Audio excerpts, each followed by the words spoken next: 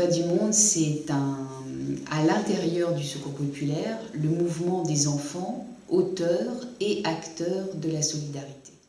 Voilà, alors il y a effectivement ce village Copains du Monde qui existe maintenant depuis 3 ans. On en est à la 3e édition qui se passe ici dans ce superbe endroit du centre nautique de l'Échiagat, donc au bord de la mer, avec un environnement extraordinaire et qui accueille depuis 3 ans à la fois des enfants bretons, donc des enfants qui viennent des différents départements bretons, et des enfants d'Haïti, du Bénin, de Madagascar.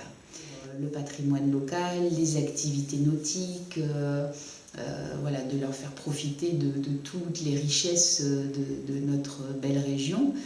Mais c'est aussi, mais bien sûr, de faire en sorte que les enfants découvrent, là encore, les droits de l'enfant, qu'ils travaillent ensemble sur ces droits de l'enfant, et ça va se traduire notamment par la production d'une pièce de théâtre, d'un spectacle de rue, mais qu'ils apprennent à se connaître les uns les autres. Mais ce que nous souhaitons avec ce mouvement des enfants copains du monde et avec ce village aujourd'hui qui accueille des enfants du Bénin, d'Haïti et de Madagascar, c'est de mondialiser la solidarité grâce aux enfants. Et de faire en sorte que dans chaque pays, les enfants qui participent à ces séjours en France soient aussi des ambassadeurs de Copains du Monde et des ambassadeurs de la solidarité, et qu'ils puissent à leur tour, dans leur pays, développer des initiatives de solidarité.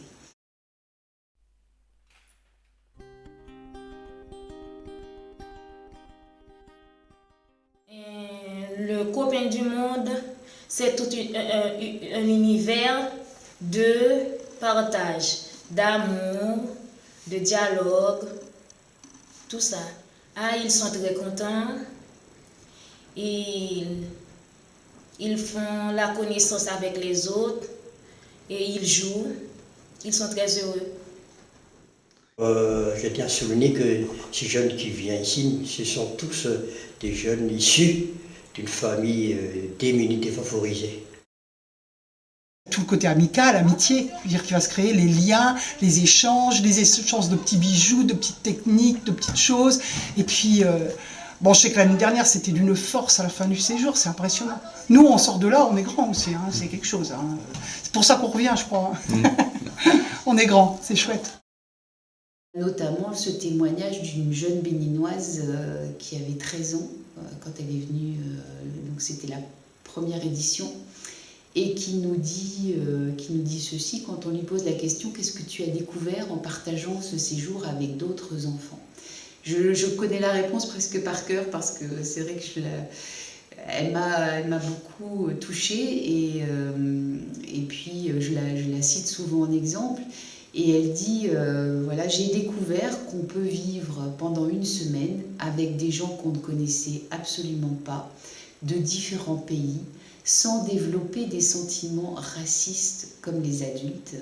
Et j'ai découvert qu'on pouvait se faire des amis en aussi peu de temps, qu'on pouvait se faire des amis pour la vie avec des gens qu'on ne connaissait auparavant absolument pas. Et je me dis, voilà, si c'est ce que... j'ai beaucoup d'émotions quand j'en parle. Hein. Si c'est ce que cette gamine a découvert, j'espère que c'est ce que tous ces enfants ont découvert.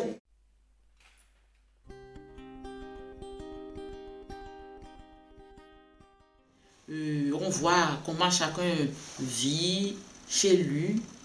Les enfants se connaissent, ils se créent des amitiés. Et quand ils se regroupent là, on voit que tu vas voir un petit béninois avec un malgache, une malgache, et un breton, ainsi de suite. On ne les... C'est-à-dire, c'est entre eux qu'ils se font des copains. En arrivant ici, il y a des Bretons qui nous attendent. Et tous les Bretons appellent les Haïtiens par leur nom. C'était extraordinaire. Ils appellent « Où est Angélica? Où est James ?» C'est comme ça qu'ils disent. J'étais émue, moi. Et pour nous, il n'y a pas de préjugés.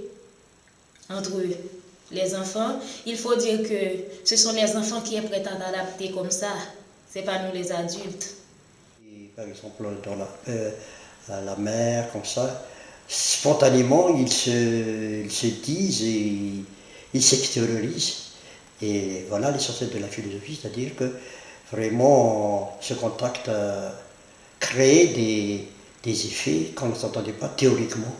Mais dans la pratique, les contacts s'ouvrent et il se nouent des amitiés qui même allaient jusqu'à la prise de leur adresse, de leur contact réciproque. En fait, c'est pas plus compliqué, c'est vraiment plus riche, vraiment. Ce qui est chouette, c'est les expériences des uns et des autres qui sont différentes.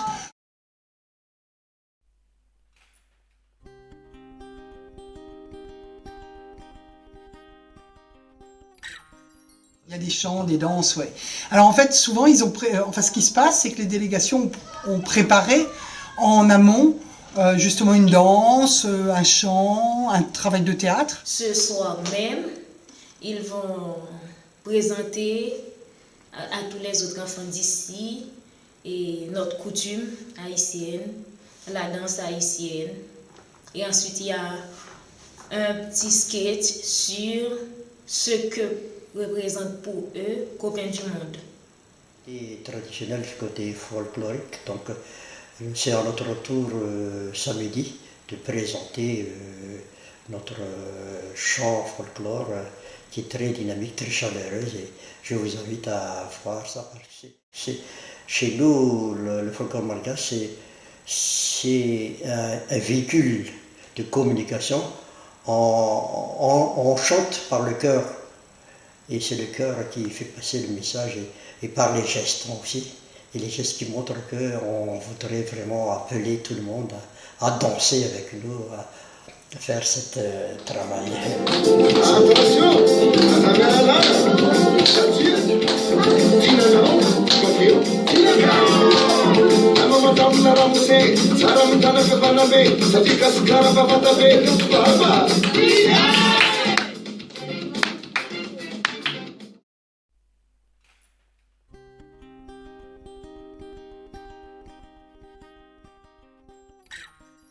Les enfants qui ont participé à la première édition, on a senti dans leur comportement l'entraide, la solidarité, l'amour de son prochain. Et au Bénin, ils ont commencé par s'organiser en groupe. Donc, du retour de la première édition, nous avons monté un petit club de copains du monde. Il y a des chants d'email. Je pense qu'il va continuer à parler avec les autres. Et il continue de faire les correspondances par les mails entre eux. De tout mon cœur, que ce soit les jeunes qui prendront le relais demain et qu'ils ne soient pas découragés par ce qui se passe actuellement, mais qu'ils travaillent, qu'ils bossent à ce qu'ils prennent leur main pour demain.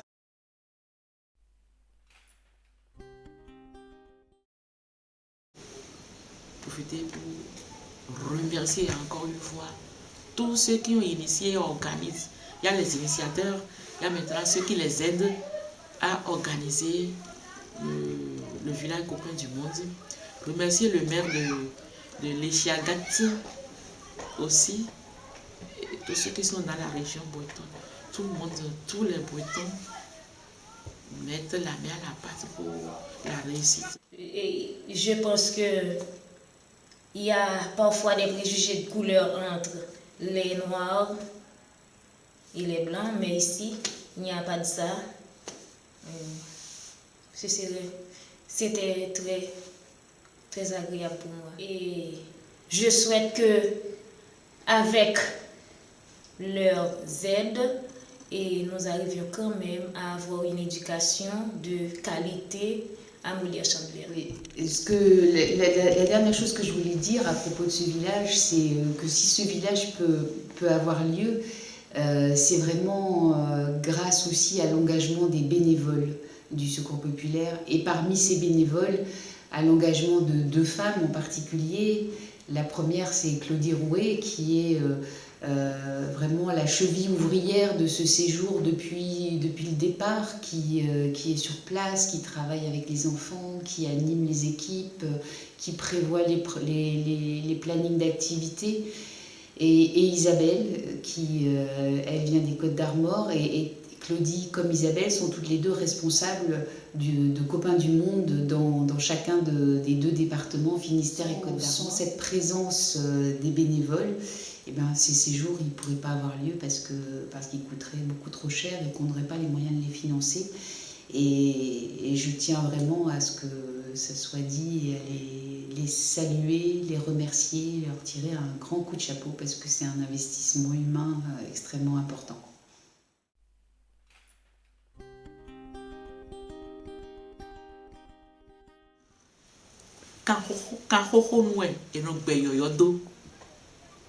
C'est à l'ancienne corde qu'on tisse la nouvelle.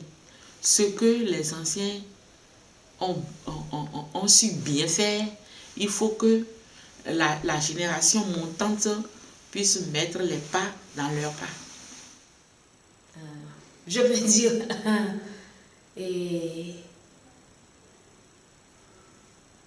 mais en pile, chat pas l'eau. Ça, c'est un créole. Mais en pile, chat pas l'eau. Cela veut dire que, avec participation de tout le monde, et ça sera plus allégé.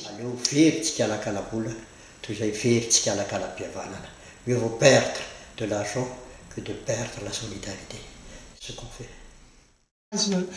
D'Einstein qui disait que tant qu'il y aura au monde un enfant malheureux, personne ne pourra sur Terre être heureux. Faut aller dans ce sens-là.